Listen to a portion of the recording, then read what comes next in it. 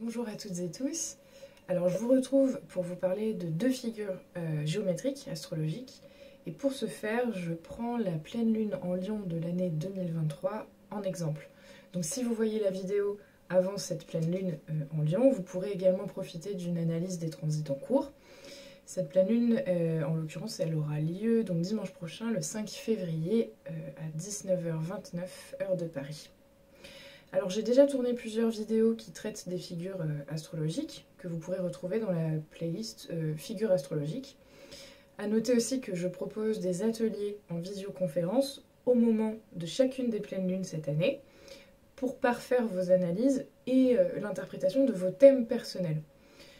Alors, l'atelier qui concerne cette pleine lune, en l'occurrence là en Lion, il aura lieu le jour même, donc dimanche prochain, le 5 février, donc de 10h à 13h. Et l'objectif, je l'ai dit, de ces ateliers, ça va être d'analyser vos thèmes personnels, mais à la lumière du thème des transits de la pleine lune, c'est-à-dire le positionnement des astres dans le ciel au moment de la pleine lune en question. Il n'y a que 4 ou 5 places par atelier de pleine lune, donc dépêchez-vous de m'envoyer un mail si ça vous intéresse, même si par exemple vous êtes intéressé par la pleine lune en scorpion, mettons, ou n'importe quelle pleine lune de l'année, envoyez-moi un petit mail, moi je vous inscris comme ça c'est fait, parce que les places partent très très vite. Voilà, alors sur cette carte-là, de la pleine lune en Lion de 2023, on trouve deux figures significatives. Un T carré, dont je vous ai déjà beaucoup parlé sur cette chaîne, mais on va voir que celui-ci est assez particulier. Et puis dans un deuxième temps, je vous parlerai de la figure de l'enclume qui est beaucoup plus méconnue. Aussi, petite parenthèse, si jamais vous entendez mon bébé pleurer ou du bruit par ailleurs, je m'en excuse, elle est en train de faire ses dents, la pauvre. Donc c'est la pleine lune elle-même qui forme un T carré avec Uranus, qui vient de sortir de rétrogradation au moment où je tourne cette vidéo, 2 semaines plus tôt, dans la nuit du 22 au 23 janvier, au moment tout juste de l'entrée dans sa saison, le Verseau. Je viens d'ailleurs de publier une petite série de 2-3 toutes courtes vidéos à son sujet, que je vous invite à consulter si ça vous intéresse. Ça va être l'occasion d'en apprendre davantage sur son énergie. 1 minute, une idée, c'est un petit peu le concept de ces vidéos. Alors le T carré, je ne le présente plus, j'en ai parlé plus d'une fois déjà. C'est une figure qui est réputée de tension, donc tension qui va s'accumuler généralement sur le point focus de la figure, en l'occurrence ici c'est Uranus. Et cela n'est pas anodin puisque, comme chacun sait, Uranus porte déjà en lui une énergie de revendication, une énergie de rébellion, une énergie de désaccord. Et donc cette tension, elle est paroxystique au moment de cette pleine lune, et on nous demande d'en faire quelque chose de cette tension.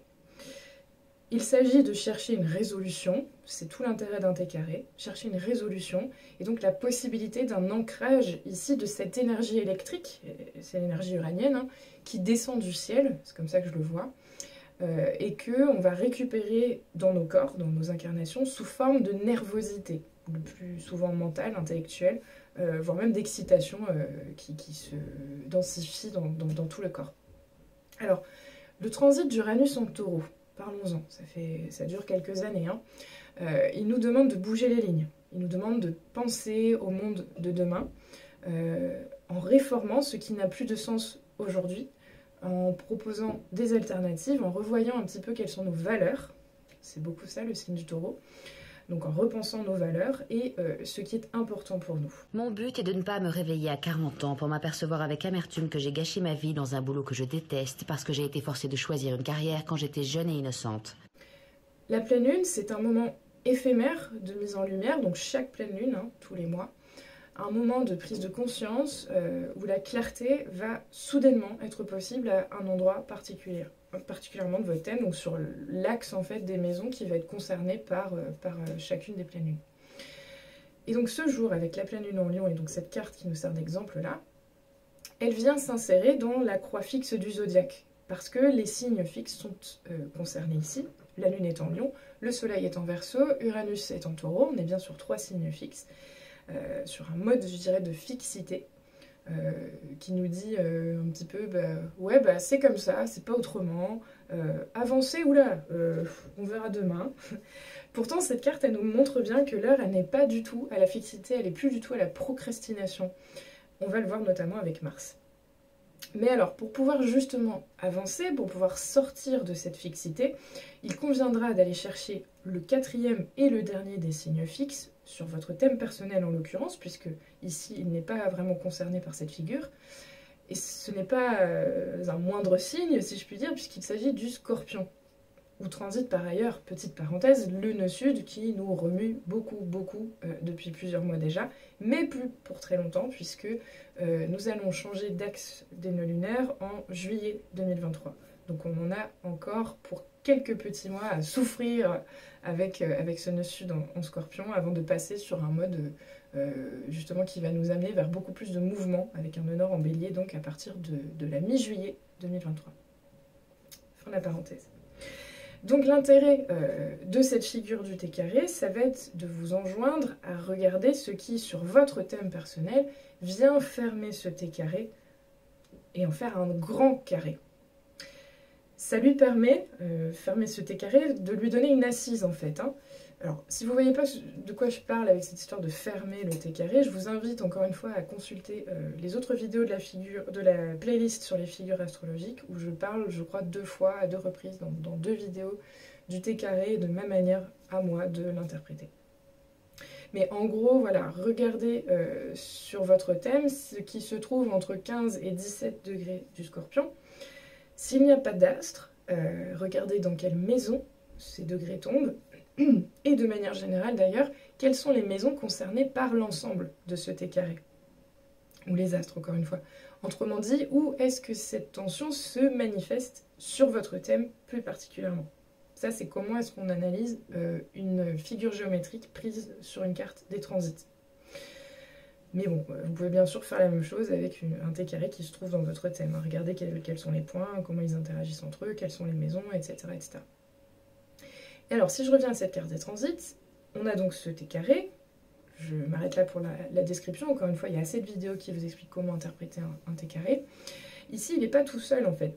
Je dirais que ce n'est pas tout, parce que, pour une fois, le ciel nous donne, en fait, des pistes pour résoudre cette tension du T carré. Il nous aide en nous proposant, en l'occurrence, d'activer 3 autres aspects, des aspects d'aide, pour le coup, un sextile et 2 trigones, qui sont directement liés à ce T carré. Et alors, en effet, la tension semble ici reposer sur le sextile de Mars à Chiron. L'idée, ça va être alors de nous saisir d'une énergie de guérison qui viendra nous permettre de dépasser la tension. Donc, spontanément, j'ai envie de vous demander qu'est-ce qui, en ce moment, vous met en colère? Qu'est-ce qui vous agace? Ce seront là de très très bons indicateurs de ce qui nécessite, et à ce moment précis, peut trouver une guérison chez vous, particulièrement. C'est à cet endroit-là que le sextile Mars-Chiron vous sera bénéfique. Regardez là aussi où tombe ce sextile sur votre thème. Donc qu'est-ce qu'il y a entre 11 et 13 degrés des signes du Bélier et du Gémeaux? Quelles maisons sont concernées? Ça vous donnera des indices quant à la manière dont vous allez pouvoir gérer au mieux ces manifestations émotionnelles, parfois violentes. Et grâce à la pleine lune, vous aurez la possibilité de mieux vous comprendre, de mieux comprendre votre environnement, et puis surtout vos réactions vis-à-vis de celui-ci. Et donc je l'ai dit, on a aussi 2 trigones qui sont impliqués, donc l'un entre la Lune et Chiron, et l'autre entre le Soleil et Mars. Et donc cette figure, comme vous pouvez le voir, ce T carré couplé par les 2 trigones, le sextile, recèle de nombreuses possibilités de dépassement, pour peu que l'on soit prêt à s'en saisir. C'est toujours pareil. Parce que les trigones, ce sont des opportunités que l'on choisit ou non d'accepter. Comme je le dis à chaque fois, face au sextile et au trigone, donc les traits bleus sur les thèmes, on peut être complètement passif et ne pas en voir la couleur. Donc on peut très bien avoir un thème où il n'y a que du bleu et finalement il ne se passe rien parce que ça manque justement de rouge, ça manque... D'ailleurs vous avez vu, j'ai mis une petite chemise rouge. Ça peut manquer de carré, ça peut manquer d'opposition et alors il n'y a pas de mouvement. Donc c'est pas enviable du tout, je l'ai déjà dit, mais d'avoir uniquement des traits bleus sur son thème. Alors, l'idée en tout cas avec le sextile et le trigone, ça va être l'histoire de toujours donner ou non son assentiment. de choisir que ces aspects se révèlent à nous et soient aidants ou non. C'est vraiment à nous de décider. Ce qui n'est pas le cas des carrés et des oppositions qui vont être plutôt subies et face auxquelles on va devoir faire quelque chose. Donc c'est pour ça qu'il y a une notion de mouvement.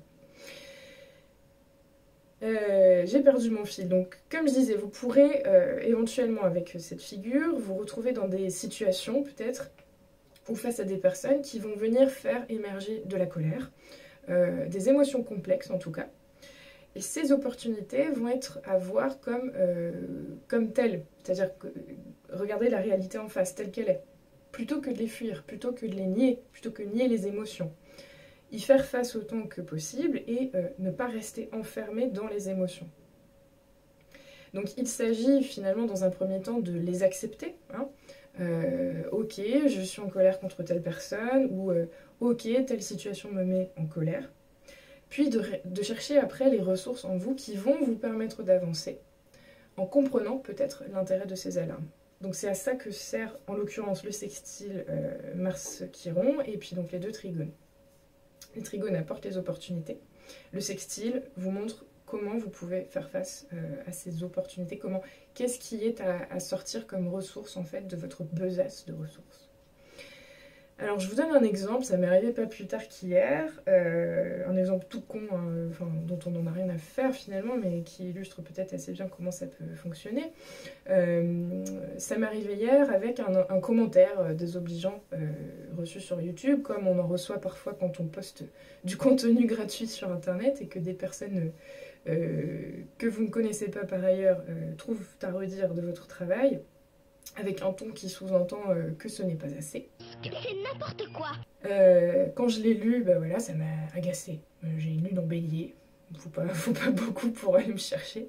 Et puis la colère est montée, elle est arrivée assez vite.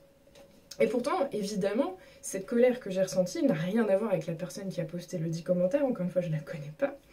La colère, elle vient juste m'indiquer qu'une croyance à l'intérieur de moi était en décalage avec la réalité. La réalité, c'était quoi? C'était juste, j'ai lu un commentaire, j'ai lu une pauvre ligne là sur un écran je sais plus, de téléphone ou d'ordinateur. Bon. Je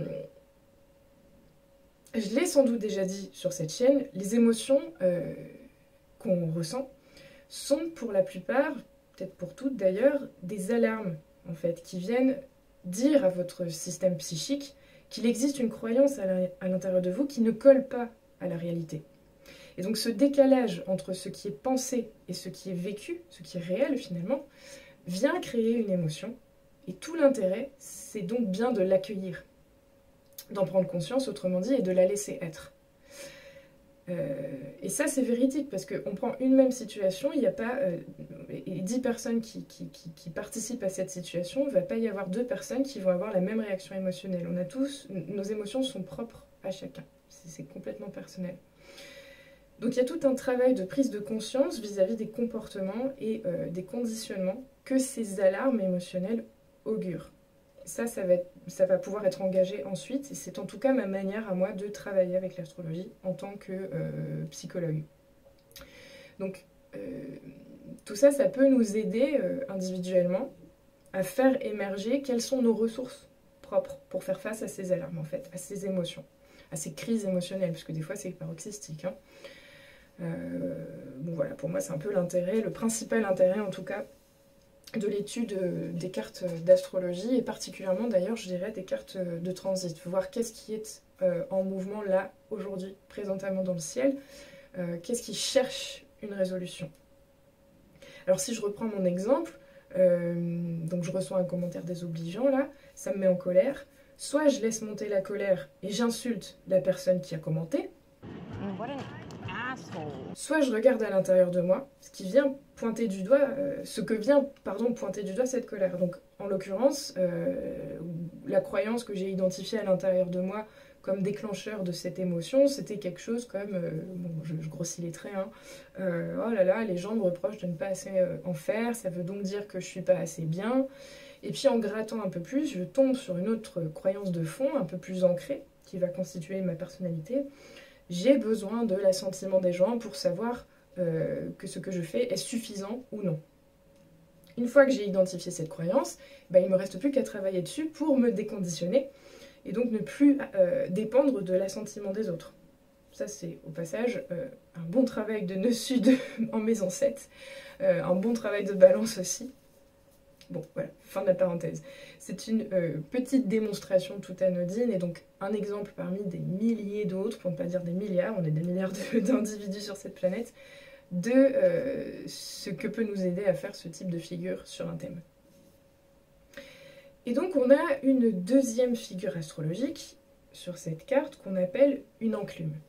Elle se base sur un sextile, en l'occurrence ici le sextile entre Uranus et Vénus, auquel fait face un trigone, donc ici celui entre Mars et le Soleil, et ces 4 points sont rejoints entre eux par 2 carrés. Donc un sextile, un trigone qui se font face, rejoints par 2 carrés. Et là vous avez une enclume.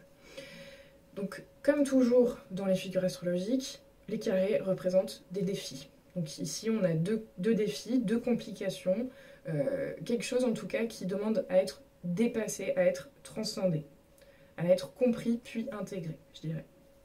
L'un de ces 2 carrés fait partie du T carré dont il a été question juste avant. Et il est très intéressant ici, puisque le Soleil se trouve dans le signe d'Uranus, le Verseau, et est donc en conflit, on pourrait dire, avec son maître. Et rien que cela, être en conflit avec son maître, ça peut vouloir dire beaucoup de choses aujourd'hui. Je vous laisse regarder les actualités. Regarde!